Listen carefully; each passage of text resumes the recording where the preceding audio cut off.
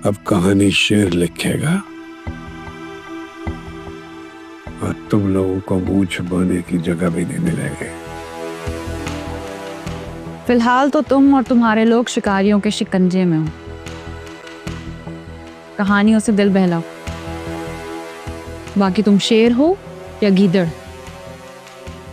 इसका फैसला हम करेंगे।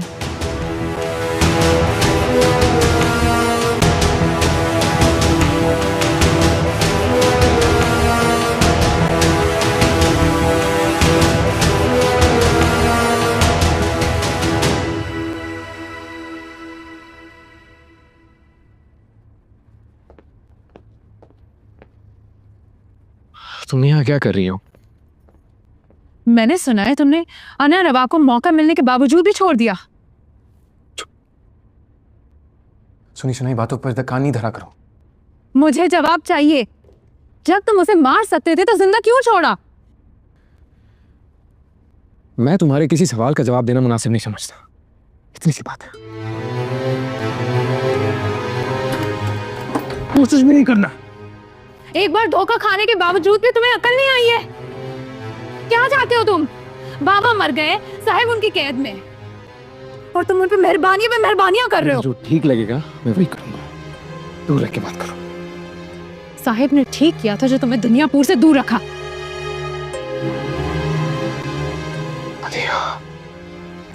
बाहर जाओ, ये तो धक्के मार के निकाल दूंगा। अभी नहीं करो, बाहर जाओ। तुम मारो धक्के, लेकिन मुझे जवाब चाहिए। तुमने उसे जिंदा क्यों छोड़ा? क्या जोर बचा रखा है तुमने?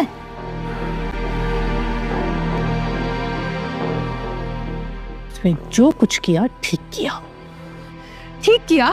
हाँ ठीक किया। जाओ अपने कमरे में जाओ।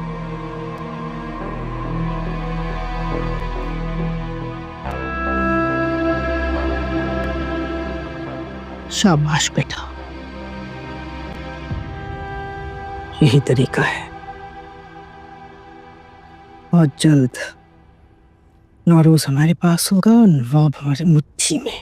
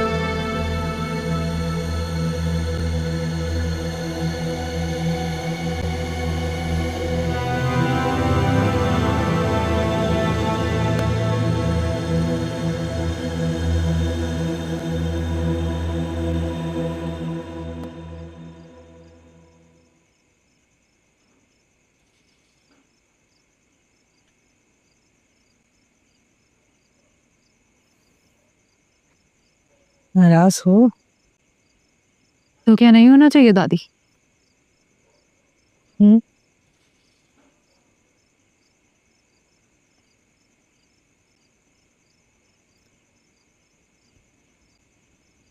सुनो, शामिर को नौरोज की जगह पर बैठना है।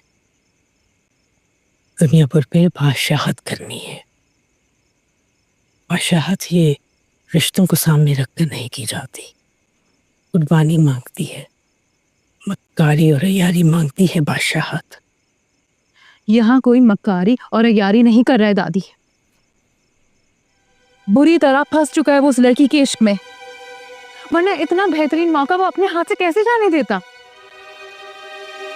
मैंने कहा था। आपने?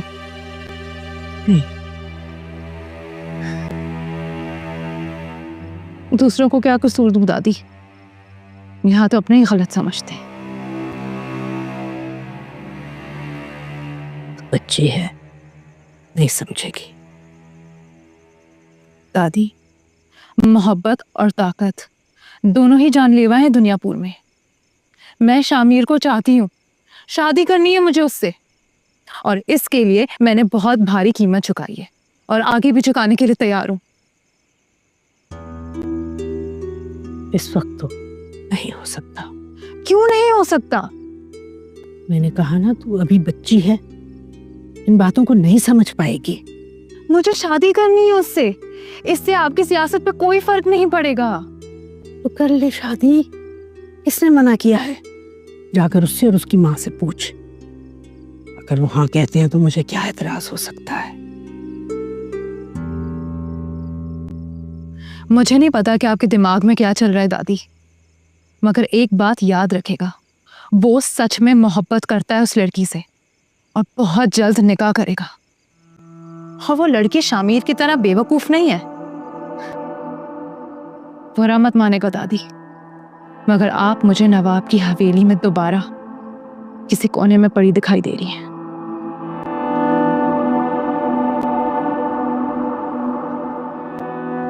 بے وقوف لڑکی.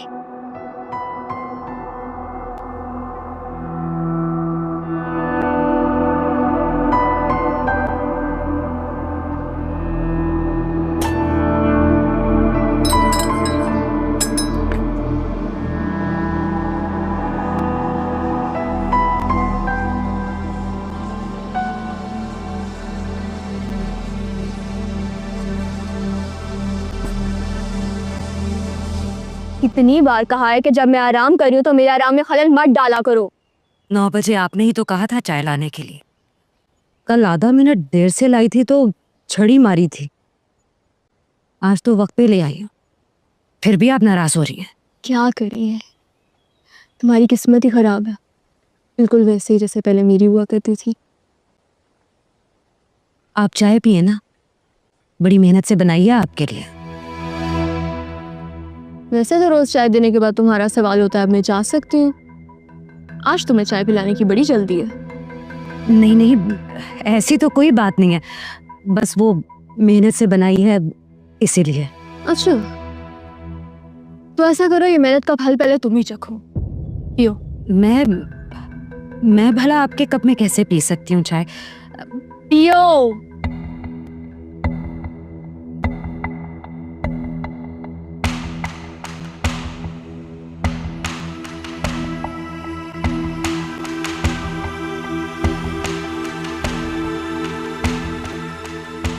ایک اور گھونٹ پیو.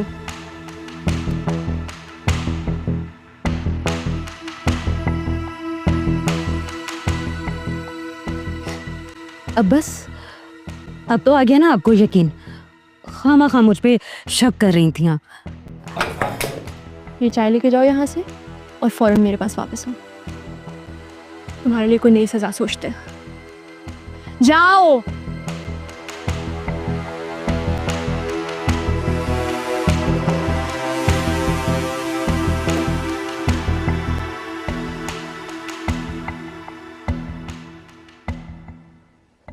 خیرو, وہ کسائیوں کی طرف سے کوئی جواب آیا ابھی تک؟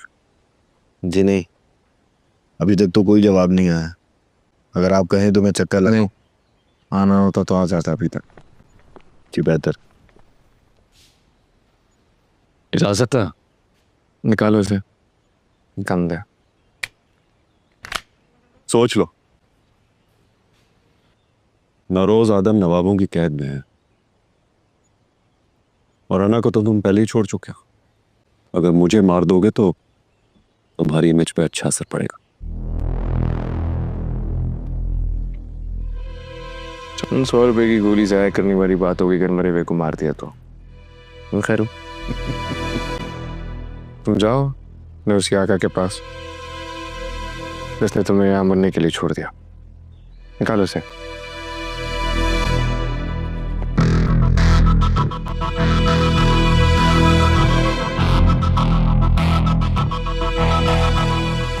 لیکن یہ ایسے کیسے ہو سکتا ہے؟ ویسے بھی صاحب نوابوں کے پاس قید ہیں. صاحب بھی یہی چاہتے تھے تائی, میں کوئی شوق سے تھوڑی کہہ رہی ہوں. شامیر پوری طرح سے نواب کی بیٹی کے چنگل میں ہے. میں تو شادی صرف اس لیے کر رہی ہوں تاکہ آدموں کی عزت بچ سکے. مدیہ صحیح کہہ رہی ہے بختاور. हालांकि ये मौका नहीं है, मगर इन खराब हालात में हम कोई और सदमा बर्दाश्त नहीं कर सकते। शामिर ऐसा कभी भी नहीं कर सकता। शामिर तो आना नवाब को छोड़ना भी नहीं चाहता था, फिर भी छोड़ा ना। वो बिल्कुल देर नहीं लगाएगा कोई नई बेवकूफ़ी करने में। मुझे ये ठीक नहीं लग रहा है, और वैसे भी मैं साहब की इजाज़त के बगैर ऐसा कुछ भी। नौरोज मेरी बात कभी नहीं टालता। तुम शामिर से बात करो, अगर शामिर को समझ नहीं आती तो मैं खुद उससे बात करूंगी।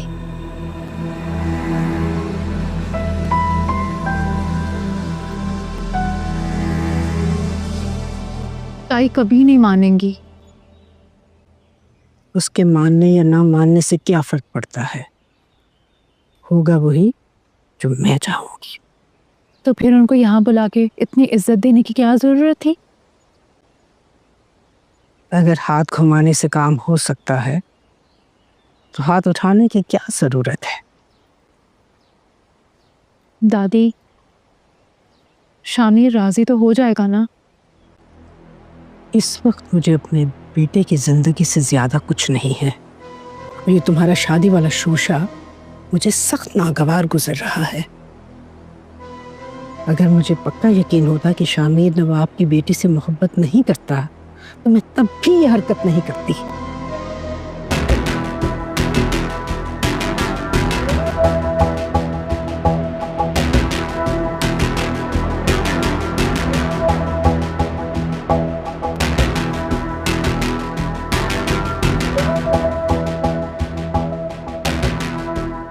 अभी 19 साल की है, 7 भाइयों की एक ही बहन है, इसके बाप के भी 9 भाई हैं।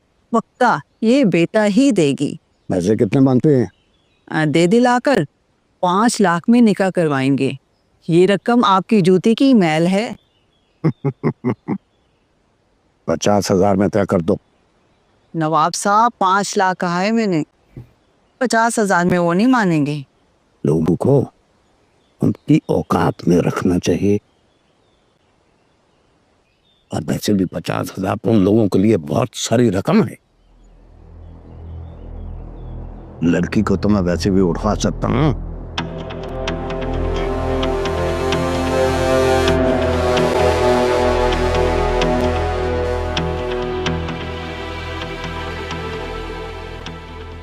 उनके घर में तो एक कवर खाने वाला मुंह कम होगा ना, इसमें नुकसान की क्या बात है? अस्सलाम नवाब साहब। समीर, तुम यहाँ? जी नवाब साहब, आदमों की कैद से भाग कर आ रहा हूँ।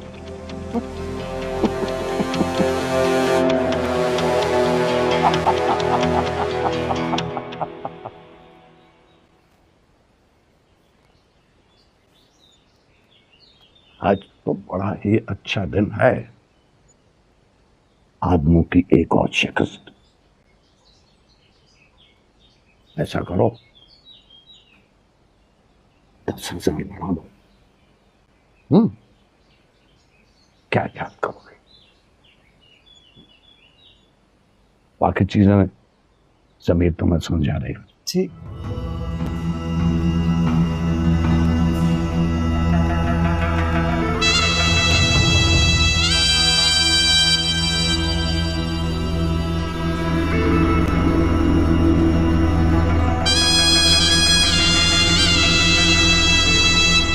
देनी चाहिए थी उसे।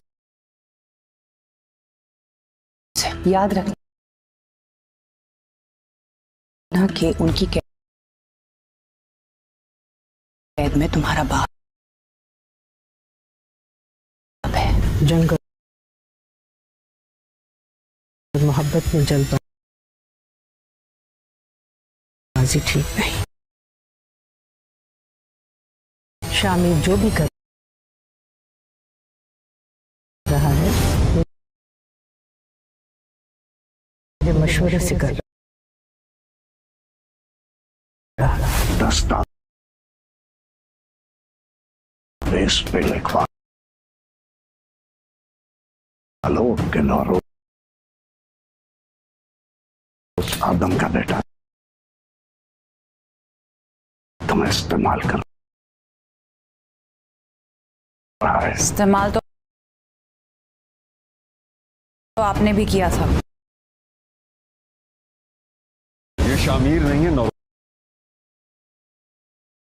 नौरोज आदम है। अगर तुम मुझसे अच्छा करने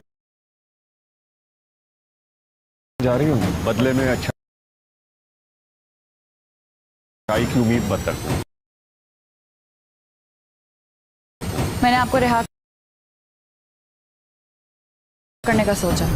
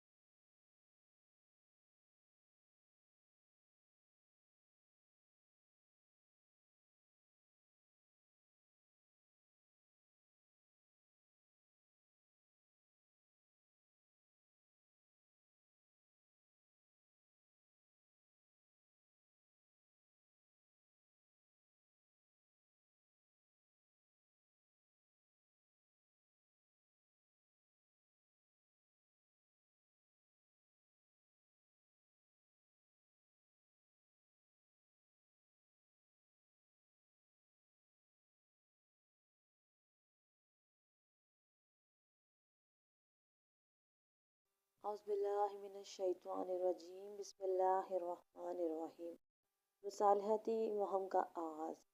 यसरब के बाशिंदों में दो बड़े कबीले थे, औस और खजरज। ان میں باہم جنگ رہتی تھی۔ رسول خدا صلی اللہ علیہ وآلہ وسلم کے مدینے میں تشریف لا کر قیام کا ایک بڑا خوشگوار نتیجہ یہ سامنے آیا کہ یہ دونوں قبیلے آپس میں گلے مل گئے۔ اس فیض رسالت کا تذکرہ بطور احسان خداوندی قرآن مجید میں آیا ہے کہ تم لوگ ایک دوسرے کے دشمن تھے تو اس کے فضل و کرم سے بھائی بھائی ہو گئے۔ اس مہم کا آغاز انہی چند دنوں میں ہو گیا جب رسول صلی اللہ علیہ وآلہ وسلم بیرون مدینہ قیام پذیر تھے۔ علامہ طبرسی لکھتے ہیں کہ آپ کا قیام بنی عمرو بن عوف کے ایک نیک مرد پیر کلثوم بن حدم کے مکان پر تھا جو نابینا ہو چکے تھے، اور قبیلہ اوس کے افراد آپ کے گرد و پیش آ کر بیٹھا کرتے تھے۔ پیغمبر خدا آنے والوں کے چہروں کو غور سے ملاحظہ فرماتے تھے تو ان میں خزرج کا کوئی آدمی نظر نہیں آتا تھا، حالانکہ ان وفود میں جو مدینے سے آپ کے پاس مکہ گئے تھے خزرج کے ممتاز افراد بھی تھے۔ حضرت صلی اللہ علیہ وسلم اس کو محسوس فرما رہے تھے مگر کچھ فرماتے نہ تھے۔ جب چند دن آپ کے قیام وہاں گزر گئے تو ایک دن نماز عشاء کے بعد اسد بن زرارہ چہرے پر نقاب ڈالے ہوئے آئے اور پیغمبر صلی اللہ علیہ وسلم کو سلام کیا۔ حضرت ان کے آنے سے بہت خوش ہوئے اور شاید سبب تاخیر پوچھا۔ انہوں نے کہا، یا رسول اللہ، بھلا یہ کیوں کر ہو سکتا تھا کہ میں آپ کی موجودگی کو اس قرب و جوار میں کسی جگہ سنوں اور بیٹھا رہوں، مگر ہم میں اور ہمارے اوسی بھائیوں میں جو نزاع ہے وہ آپ کو معلوم ہے، اس لیے ان میں سے کسی کے گھر پر میں آنا پسند نہیں کرتا تھا، مگر اس وقت مجھے تاب صبر باقی نہ رہی اور بتابانہ آپ کی زیارت کے لیے حاضر ہو گیا۔ قبیلہ خزرج کے ایک نمایاں شخص کی اس پیش قدمی سے آپ کو موقع مل گیا کہ اب آئندہ کی صلح کے لیے زمین ہموار فرمائیں۔ آپ نے اوس والوں کو مخاطب کر کے فرمایا کہ تم میں سے کون ہے جو انہیں پناہ دے؟ مطلب یہ تھا ان کی جان و مال کی حفاظت کا، جبکہ یہ تمہارے درمیان آئے ہیں، کون ذمہ دار ہوتا ہے؟ اوس کے تمام آدمی جو حاضر سے چیخ اٹھے کہ حضور صلی اللہ علیہ وسلم کا پناہ دینا ہمارا پناہ دینا ہے۔ آپ نے فرمایا، نہیں، صاف صاف تم میں سے کوئی ایک ذمہ دار ہو۔ یہ سن کر عویم بن سعدہ اور سعد بن خشیمہ نے کہا کہ رسول اللہ، ہم انہیں پناہ دیتے ہیں۔ چنانچہ وہ ان کی حفاظت کے ذمہ دار ہوئے اور اب وہ وقتاً فوقتاً رسول صلی اللہ علیہ وآلہ وسلم کی خدمت میں حاضر ہوتے تھے اور بیٹھے باتیں کرتے رہتے تھے، اور آپ صلی اللہ علیہ وآلہ وسلم کے پیچھے نماز پڑھتے تھے، اور قبیلہ اوس میں سے کسی جوان یا بچے کی بھی یہ ہمت نہ تھی کہ وہ اشارہ و کنایا سے ابھی انہیں کوئی تکلیف پہنچائے۔ ممکن ہے کہ اب اسد کی دیکھا دیکھی کچھ اور لوگ بھی خزرج کے آنے لگے، مگر تاریخ میں ان کا ذکر نہیں ہے۔ پھر بھی ان میں کوئی شبہ نہیں کہ یہ پہلا ہی قدم ان کے درمیان مسارتی مہم کا جو حضرت نے کامیابی کے ساتھ اٹھایا، ان میں تعلقات، محبت کی بحالی اور آئندہ کی مستقل مصالحت کا سنگ بنیاد بن گیا۔ مسجد قباء۔ اس میں کوئی شک نہیں کہ بیرون مدینہ جس محلے میں حضرت کا قیام ہوا تھا اور جہاں بنی عمرو بن عوف کے مکانات تھے، اس محلے میں مسجد قباء کی تعمیر ہوئی ہے، مگر یہ مسجد کب تعمیر ہوئی؟ محدث دہلوی عبدالحق نے یہ محتاط الفاظ صرف کیے ہیں کہ اول وصول و نزول عن حضرت صلی اللہ علیہ وآلہ وسلم در منازل بنی عمرو بن عوف بابت کے مسجد قباء در ان جائبہ یافتہ است۔ ان حضرت صلی اللہ علیہ وآلہ وسلم کا درود ورود و قیام پہلے بنی عمرو بن عوف کے محلے میں ہوا جہاں مسجد قباء تعمیر کی گئی، لیکن علامت کے الفاظ یہ ہیں، رسول خدا صلی اللہ علیہ وآلہ وسلم پہنچے اور آپ صلی اللہ علیہ وسلم نے مسجد قباء کا رخ کیا اور وہاں اتر پڑے، اور بنی عمرو بن عوف آپ کے پاس جمع ہو گئے اور وہ بہت خوش ہوئے، آپ کے گرد حلقہ کر لیا اور آپ نے کلثوم بن حدم کے ہاں قیام فرمایا۔ ان الفاظ کا ظاہری مفہوم یہ ہے کہ مسجد قباء پہلے سے موجود تھی اور مدینے کے باہر ورود کے وقت آپ اپنی سواری سے پہلے سب سے پہلے وہیں اترے، پھر کلثوم بن حدم کے ہاں قیام فرمایا۔ مگر مورخ کبیر کی تصریح یہ ہے کہ رسول خدا نے قباء میں 2 شنبہ، 3 شنبہ، 4 شنبہ اور روز پنجشنبہ قیام فرمایا، پھر روز جمعہ آپ وہاں سے روانہ ہوئے۔ لیکن اسے کیا کیا جائے کہ یہی عظیم مورخ آگے چل کر مسجد نبوی کی تعمیر کے بعد رقم تراز ہے۔ وفی حاضل سنتی بنی مسجد قباء، اس سال مسجد قباء بنائی گئی۔ ہو سکتا ہے کہ ان دونوں باتوں کا مطلب یہ ہو کہ نہ ہو کہ ان چند دنوں میں ڈال دی گئی تھی اور تعمیر مسجد کی اس کے بعد دوران سال میں ہوئی، ورنہ میں اسے خطائے بزرگار کا ایک نمونہ بس سمجھ سکتا ہوں، اور کیا کہا جائے۔ مدینے کے اندر داخلہ۔ قباء کے چند روز قیام کے بعد جس پر پہلے روشنی ڈالی جا چکی ہے، جمعے کا دن تھا۔ صبح کو جب دھوپ چڑھ گئی تو حضرت نے اپنی سواری منگوائی اور تمام مسلمان جمع ہوئے اور مسلح ہو گئے۔ پھر رسول صلی اللہ علیہ وسلم ناقے پر سوار ہوئے اور لوگ دائیں بائیں آپ کے روانہ ہوئے۔ مسجد کے مدینے کے رہنے والوں کو بھی اس کا علم ہو گیا۔ لوگ اپنے گھروں کے باہر نکل آئے اور انصار کے قبیلوں اور خاندانوں میں سے جن کے مکانات کی طرف سے آپ صلی اللہ علیہ وسلم کا گزر ہوتا تھا وہ آگے بڑھ کے درخواست کرتے تھے کہ حضور صلی اللہ علیہ وسلم ہمارے یہاں قیام فرمائے۔ مجسم خلق عظیم کو کسی کی خاطر شکنی گوارا نہ تھی، ہر ایک کو دعائیں خیر دیتے تھے اور فرماتے تھے چھوڑ دو اسے، قدرت کی جانب سے جہاں حکم ہوگا وہیں یہ مجھے پہنچا دے گا۔ یہ سن کر ہر ایک خاموش ہو جاتا تھا اور ناکہ آگے بڑھ جاتا تھا۔ مدینے میں پہلی نماز جمعہ اور رسول صلی اللہ علیہ وسلم کا پہلا خطاب۔ اثناء راہ میں جب زوال آفتاب کا وقت آیا تو حضرت اس وقت قبیلہ بنی سالم کے درمیان تھے۔ مسئلے راستے کے تمام لوگوں کے انہوں نے بھی حضرت کے سامنے قیام کی پیشکش کی، جس پر حضرت صلی اللہ علیہ وسلم خاموش رہے، مگر آپ کا ناکہ ان کی مسجد کے پاس بیٹھ گیا۔ علامہ طبرسی نے سراستاً لکھا ہے، یہ لوگ رسول صلی اللہ علیہ وسلم کے آنے سے پہلے ایک مسجد کی داغ بیل ڈال چکے تھے۔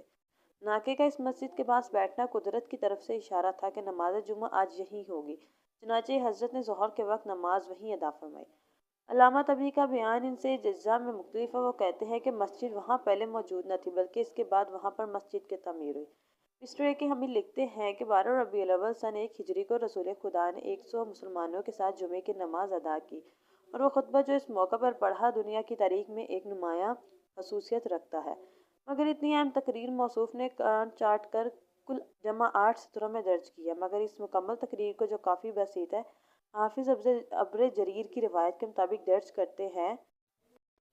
سب تعریف اللہ کے لیے ہے، میں اس کی تعریف کرتا ہوں اور اسے مدد مانگتا ہوں، میں اس سے بخشش کا طلبگار ہوں اور اس سے ہدایت کا خواہاں ہوں، اور اس پر ایمان لاتا ہوں اور اس کا انکار نہیں کرتا، اور دشمن ہوں اس کا جو اس کا انکار کرے، اور میں گواہی دیتا ہوں کہ کوئی خدا نہیں سوائے اللہ کے، کوئی اس کا شریک نہیں، اور یہ کہ محمد صلی اللہ علیہ وسلم اس کا بندہ اور اس کا رسول ہے، جسے اس نے بھیجا ہے ہدایت اور نور اور واعظ و نصیحت کے ساتھ، ایسے وقت میں جب رسولوں کا سلسلہ موقف تھا اور علم کی کمی تھی اور لوگوں میں گمراہی پھیلی ہوئی تھی اور زمانہ دور ہو گیا تھا اور قیامت قریب تھی اور موت نزدیک، جو اللہ اور اس کے رسول کی اطاعت کرے وہ راہ راست پر ہے، اور جو ان دونوں کی نافرمانی کرے وہ گمراہ ہوا، اور وہ تو تقصیر وار اور بھٹکا ہوا ہے بہت زیادہ۔ اور میں تمہیں نصیحت کرتا ہوں اللہ کے غضب سے بچنے کی، کہ بہترین وہ شے جس کی نصیحت کرے ایک مسلمان دوسرے مسلمان کو یہ کہ وہ اسے آخرت کی تیاری پر آمادہ کرے، اور اللہ سے ڈرنے کی ہدایت، اور ڈرو اللہ سے جتنا اس نے اپنے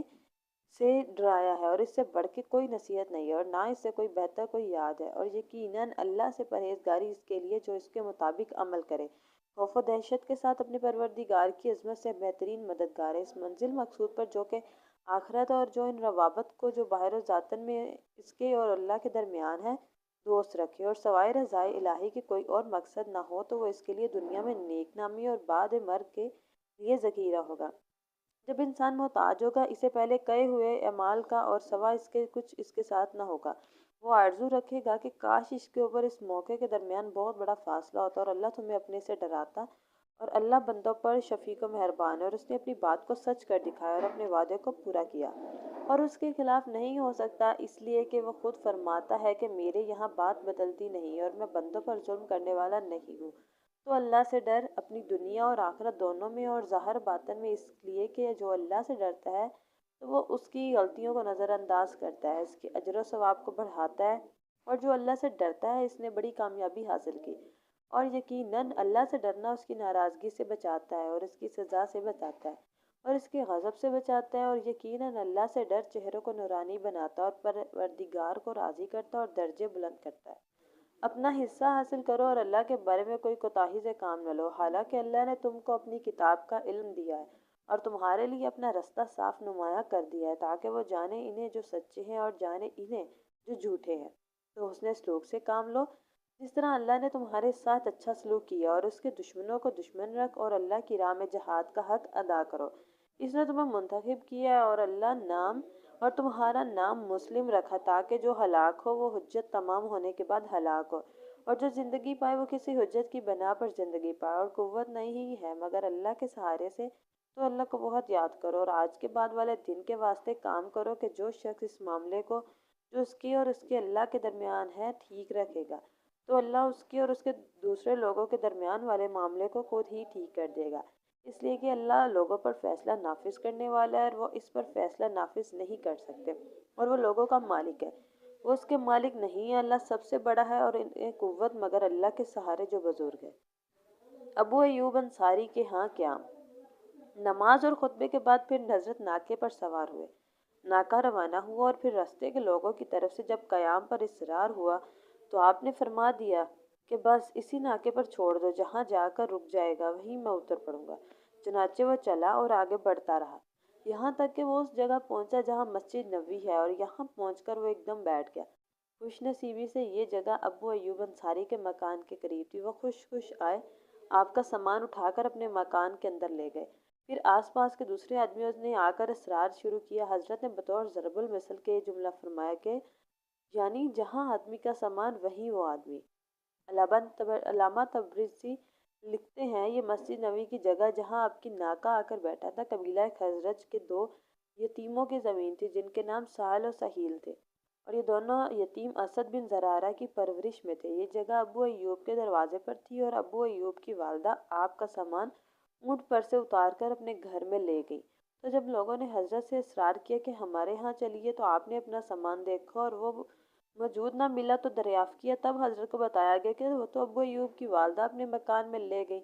इस पर हजरत ने फरमाया, और हजरत मर्रा माँ रहलता और हजरत बिन असद बिन ज़रारा हजरत के खाली नाके की मुहार थाम कर अपने मकान पर ले गए। हिजरत की तारीखी अहमियत।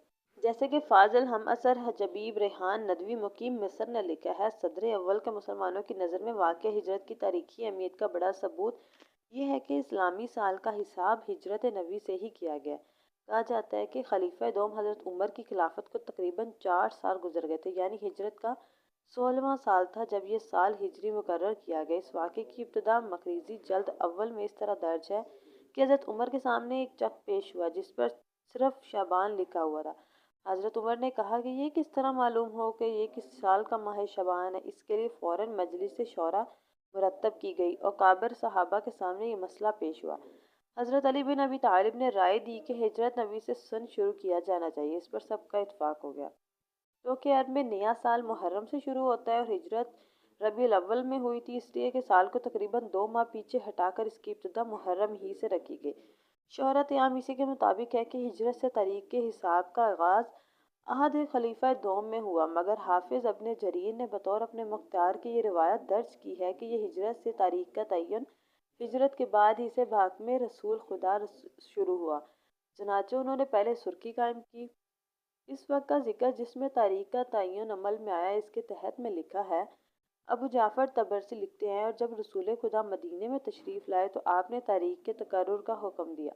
मुझसे बयान किया ज़िक्रिया बिन यहया बिन अबी ज़ाहिदा ने कहा है कि हमसे बयान किया अबू आसिम ने इब्ने जरी से, उन्होंने अबू सलमा से, उन्होंने अपने शबाब से कहा कि रसूल सल्लल्लाहु अलैहि वसल्लम जब मदीने में तशरीफ़ लाए और आप वहाँ माह रबीउल अव्वल में आए थे तो आपने तारीख मुकर्रर करने का हुक्म दिया। तो बयान किया गया कि सहाबा 1 महीने और 2 महीने के हिसाब से तारीख लिखने लगे, यहाँ तक कि साल पूरा हुआ। इसके बाद उन्होंने खलीफा दोम के दौर में आगाज़ तारीख को बतौर कौल ज़ईफ़ यूँ दर्ज किया। एक कौल यह है कि सबसे पहले जिसने तारीख के तयन का हुक्म दिया इस्लाम में वो उमर बिन ख़त्ताब है। वह रवायत पहले कौल को इसलिए तरजीह मालूम होती है कि ये बहुत बाईद है कि रोज़मर्रा की इतनी अहम ज़रूरत का एहसास रसूल सल्लल्लाहु अलैहि वसल्लम और तमाम मुसलमानों को और खलीफा अव्वल और बल्कि बहुत अरसा तक खलीफा दोम को भी ना हुआ, और इतनी मुद्दत गुजरने के बाद एकदम इस ज़रूरत का एहसास पैदा हुआ हो। मस्जिद नबवी की तामीर।